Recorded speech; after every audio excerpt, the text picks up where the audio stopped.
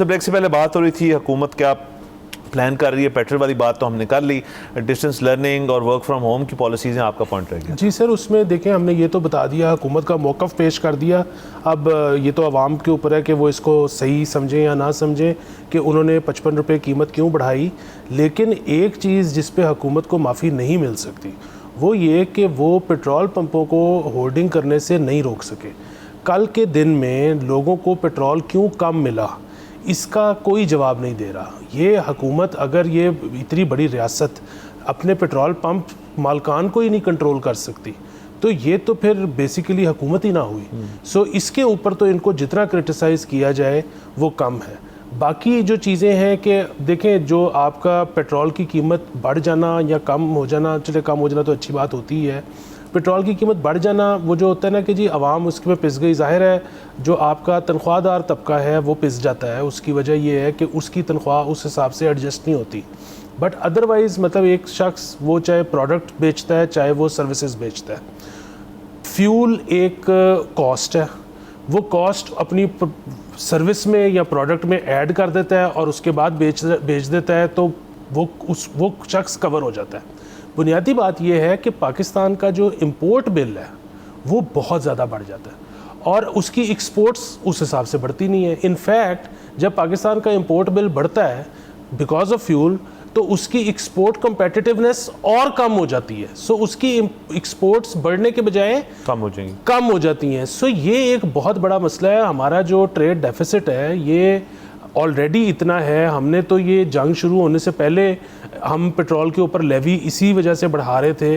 अब इसके बाद आपस की बात यह है कि पाकिस्तान और दीगर ममालिक जो कि गरीब हैं, जिनके पास फ्यूल नहीं है, जिनकी इंपोर्ट का सबसे बड़ा आइटम जो है वो फ्यूल होता है, उनके लिए ये जंग बर्दाश्त करना बहुत मुश्किल होगा। इसलिए वो लोग जो इस वक्त जंगी जज्बातियत का शिकार हैं उनसे भी दरख्वास्त ये है कि दुआ करें कि जल्द से जल्द जंग ख़त्म हो और जो पेट्रोल है उसकी कीमत वापस जाए और हमारे जो मैक्रो इकोनॉमिक इंडिकेटर्स जो फाइनली थोड़े से बेहतर नज़र आने शुरू हुए थे वो उसमें कोई खलल ना आए। क्योंकि अगर ये जंग, मेरा ये ख्याल है कि आज के बाद 2 से 3 हफ्ते और चल जाती है तो आपको शायद ऐसा महसूस होगा कि आप 2008 में वापस चले। जी सर, बिल्कुल सर, एक ग्लोबल मेल्टडाउन भी हो सकता है। देख लें इसके अंदर सर, हम अकेले नहीं हैं और ये सारी जो फैसले पाकिस्तान की हद तक हो रहे हैं, ज़ाहिर है पाकिस्तान ने इस चीज़ के अंदर बहुत प्रोएक्टिव हमें होना पड़ता है। क्योंकि देखिए हमारी वो वाली जो है सिचुएशन नहीं है जो और मुल्कों की शायद हो, जिसके अंदर है कि हमारे पास रिजर्व भी बहुत ज़्यादा है, हमारे पास अपनी प्रोडक्शन भी और चीज़ें हैं। पाकिस्तान इस किस्म का मुल्क नहीं है, हमने इम्पोर्ट ही करना है। इंडिया भी इस सिचुएशन के अंदर जो है वो अभी भी अपनी भी, मैं पढ़ रहा था कहीं, वो भी इस किस्म की डिसीजंस कर रहे हैं। चाइना की हद तक आप बात करें, देखिए चाइना तो सर जो आपका मिडिल ईस्टर्न ऑयल चलता है सारा, उसके अंदर बहुत बड़ा जो कंज्यूमर है उसका वो चाइना खुद है।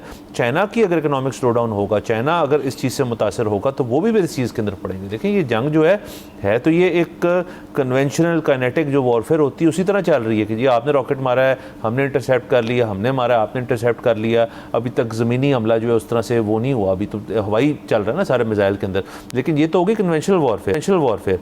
अब जिस दौर में दुनिया दाखिल हो चुकी है उधर इकोनॉमिक जो उसके इम्कानात हैं या जो पॉसिबिलिटीज़ हैं उसकी बेसिस पे भी तो फिर जंग जो है वो मुतासर होती है। यानी कि अगर आप जैसे फ्यूल प्राइसेस के ऊपर कह रहे हैं 106 के ऊपर अगर क्रूड चला गया और तो ये देखें तो ये एक्सपोनेंशियली अगर बढ़ना शुरू हो गया, अगर 200 पे चला गया तो फ़र्ज़ करें आप जिस तरह कह रहे हैं कि 1-2 हफ्ते और चलेगा, ये मामला पेश आ जाएंगे। मैं तो कहता हूँ फ़र्ज़ करें 1-2 हफ्ते बाद जंग रुक भी जाती है, अल्लाह करे रुक जाए और ख़त्म हो जाती है, जल्दी हो जाए इससे अल्लाह करे, लेकिन इसका रिवर्सल जो है वो भी तो इमीडिएटली नहीं होगा। क्योंकि फ़र्ज़ करें स्ट्रेट खुल जाता है, क्या इसका मतलब है कि वहाँ पे एक लंबी कतार है कंटेनर्स की जो कि बस तैयार खड़े हुए हैं वहाँ पे जी कि हम जो है तेल निकाल देंगे। देखिए अगर तेल आपको भेजने, आप भेज ही नहीं सकते, आप अपनी प्रोडक्शन करी जा रहे हैं, तो जो प्रोड्यूसिंग ममालिक हैं अगर वो भेज ही नहीं सकते कहीं पे तो अपनी प्रोडक्शन भी तो कम कर लेंगे ना, वो क्यों वो खर्चा करें बैठ के। तो जाहिर है फिर उसको रिवैम्प करने के लिए तो इन एनी केस, अल्लाह ना करे 2008 वाले मामला तो, but in any case best situation ये है कि ये अभी आज से 3 दिन दिन पहले ख़त्म हो चुकी होती जंग तो फिर मैं कह सकता हूँ कि जी के मामले जो हैं जो इस जंग से पहले थे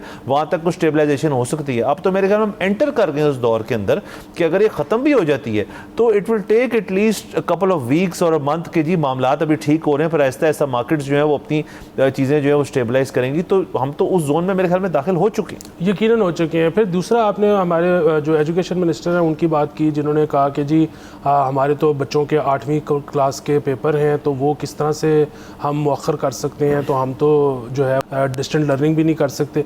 देखिए ये मैं इस तरह के जो मामलात होते हैं, ये कोई जंग ऐसी तो नहीं है कि किसी एक पाकिस्तान के शहर में लगी हुई है और दूसरे शहर उससे मुतासिर नहीं हो रहे। ये एक ग्लोबल एक बहुत बड़ा इवेंट है जिसमें से पूरी दुनिया गुजर रही है और असरअंदाज हो रही है। 8वीं क्लास के बच्चों के पेपर अगर थोड़े से आगे पीछे करने पड़ जाते हैं तो उससे क्या फ़र्क पड़ता है?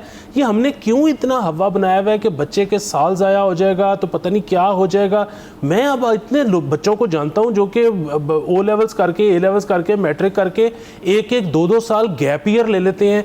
ये तो हमारे दौर की बातें थी कि जी बच्चे का साल नहीं ज़ाया होना चाहिए। अब तो साल क्या चीज़ होती है? बिल्कुल सर, साल क्या चीज़ होती है सर, बिल्कुल ये है सारी बात। अब अगेन इसके मैं वही कह रहा था कि ये तो एक सूबाई गवर्नमेंट ने कह दी एक बात, फेडरल गवर्नमेंट की तरफ से बयान नहीं आया। ये जब आएंगी ये बात क्लियर हो जाएगी। Let's see what happens. अभी हम जिस सिचुएशन के अंदर हैं उस दिन ये अवाम के ऊपर जो है एक जंग के असरात जो हैं पड़ना शुरू हो गए हैं। एक प्रेशर क्रिएट हो रहा है, हुकूमत के लिए भी प्रेशर है, हम उसको भी समझते हैं, हम अवाम का प्रेशर भी बहुत ज़्यादा समझते हैं, हमदर्दी रखते हैं। ग्लोबली जो हो रहा है ये सारे मामला किस तरफ जाएंगे, अमरीका जो है वो एग्जैक्टली क्या चाह रहा है, क्या एंड गेम है, इस चीज़ की अभी क्लैरिटी बिल्कुल नहीं है। सब्सक्राइब करें और बेल दबाएं ताकि कोई खबर रह न जाए।